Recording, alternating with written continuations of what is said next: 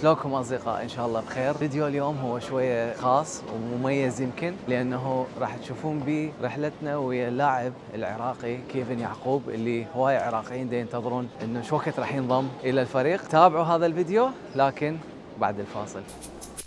أنا السندباد المغترب.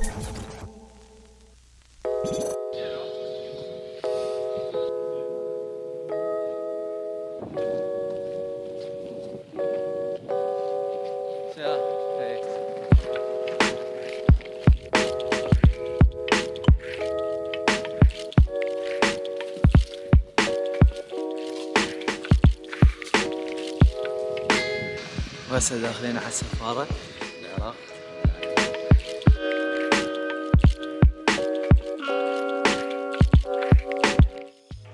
Hej Kevin, hur mår du? Mår du bra? Bara bra. Ska vi prata engelska nu? Yes, engelska. Okay. So welcome to Stockholm. Thank you so much. How was the trip? It was nice, easy. Easy? Everything went good. How many hours are you gonna stay? I have 5 hours in total, so I'm going home later today. The Iraqi people have a lot of questions regarding your participation in the Iraqi football team. We want to talk about the email that the Iraqi Football Association got from your club regarding you considering, so you were not sure if you're gonna be with the team or not. So we want to hear it from you.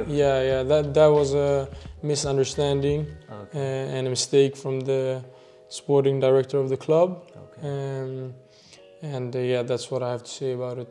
It was just a mistake and misunderstanding. Okay, so does that mean you are willing to play with the Iraqi national team? Yeah, and I'm very happy to be here and fix my passport and finally all the papers and everything is done and to get going.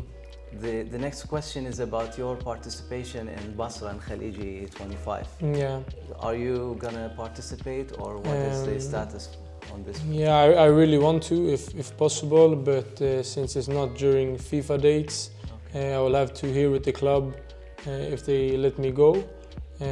So I haven't got the decision yet, but we will see. But hopefully everything will be fine and good to go. FIFA dates it's the easiest. When it's not FIFA dates, then the club can choose if they want to send me or not. And now, we will see. Because people thought maybe just like in Sweden, they have like a break during winter. Yeah. And I guess you have this, but it's shorter than in Sweden. Exactly.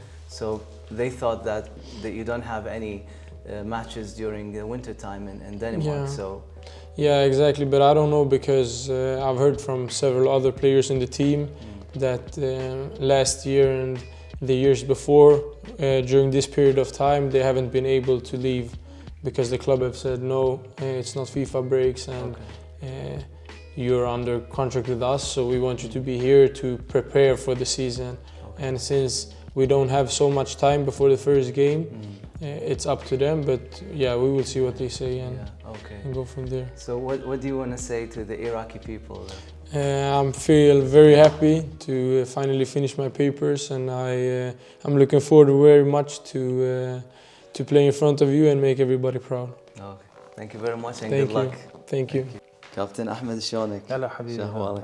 احكي لنا شنو اللي هسه دا يصير؟ احنا يعني محاولات صار سنه يعني قضيه كيفن الحمد لله تكللت بالنجاح بجهود الخيرين، جهود جباره طبعا، موقف مشرف من بعض الاخوه اللي اذكر بالاسماء يعني استاذ زيد الزيدي، استاذ علي الشيم، كابتن غانم عريبي، كابتن محمد عماد منسق الاعلام المنتخب الوطني، فريق عمل وعملنا المستحيل والحمد لله تكللت يعني بالنجاح. واحنا اليوم هنا بالسفاره العراقيه احنا نعمل الجواز ان شاء الله دقائق وراح ياخذ صور كابتن كيفن ويكمل جواز السفر مالته ان شاء الله العراق، وان شاء الله راح يلتحق بطوله الخليج ان شاء الله نتمنى.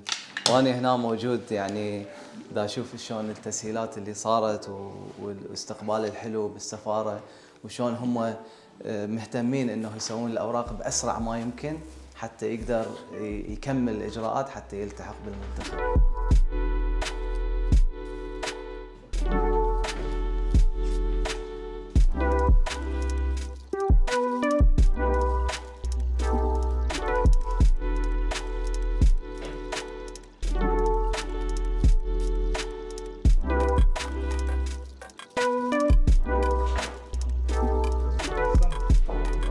هسه سوى معامله كملها خلصت، وهسه بعد ما خلصت المعامله وصار راح يصير عنده جواز عراقي، ايش راح نسوي؟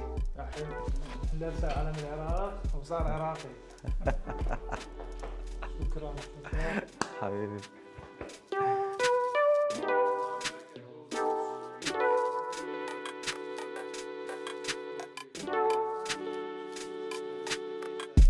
اليوم السفاره يعني نص دوام، ومشكورين يعني الاستاذ بيوان انه يعني بقى الدوام اخر الدوام على مود يجي يعني كلاعب كيفن، لانه هو جت طيارته متاخره. هو هذا يعني فد موقف مشرف جدا. استاذ بيوان جاسم قام بالاعمال السفاره العراقيه، طبعا اهلا وسهلا بالبدايه، واحب اسمع منك اللي صار بخصوص معامله كيفن يعقوب وشون كانت التسهيلات. قبل كل شيء اهلا وسهلا بكم، انا سعيد جدا بهذا اللقاء معكم وزياره السيد كيفن الى السفاره.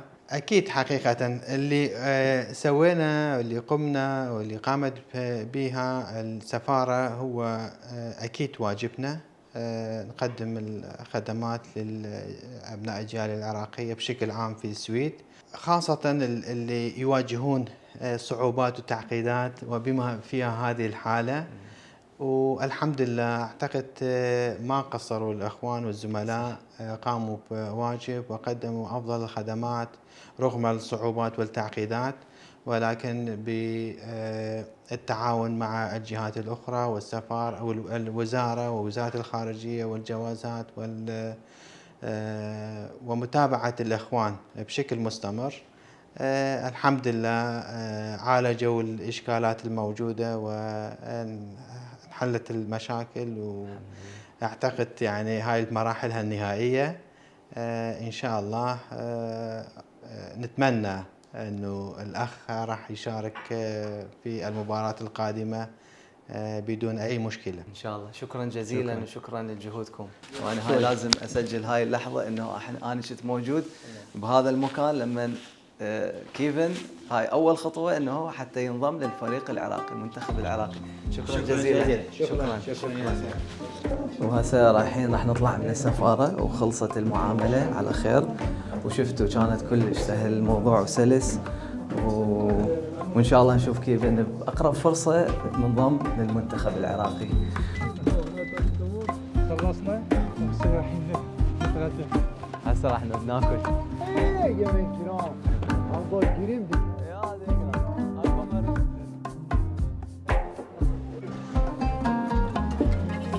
ولازم ناكل اكل عراقي. What are you gonna take? غوزي. غوزي. تمام هسه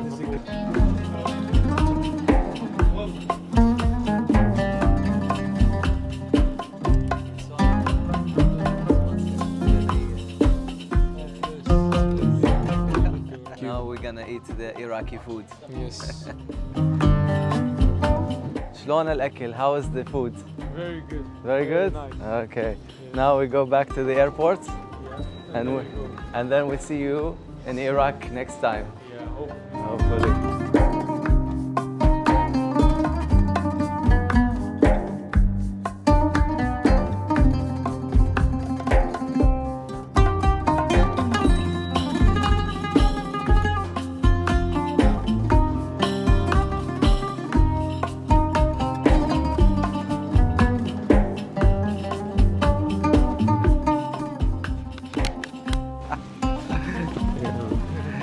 Take care.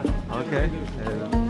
ودعنا كيفن وصارت المعاملة مالته ومشت كل الأمور. وإذا حبيتوا هذا الفيديو تابعوني، وإن شاء الله حتى تشوفون فيديوهات جديدة بلكي همين ويا المنتخب وأخبار حصرية وحلوة اللي العراقيين كلهم يريدون يسمعوها. أشكر كل الكادر اللي اشتغل على هذا إنه يسهلون معاملات المغتربين، اللاعبين المغتربين حتى ينضمون لمنتخبنا العراقي. وشكرا لكم، مع السلامة.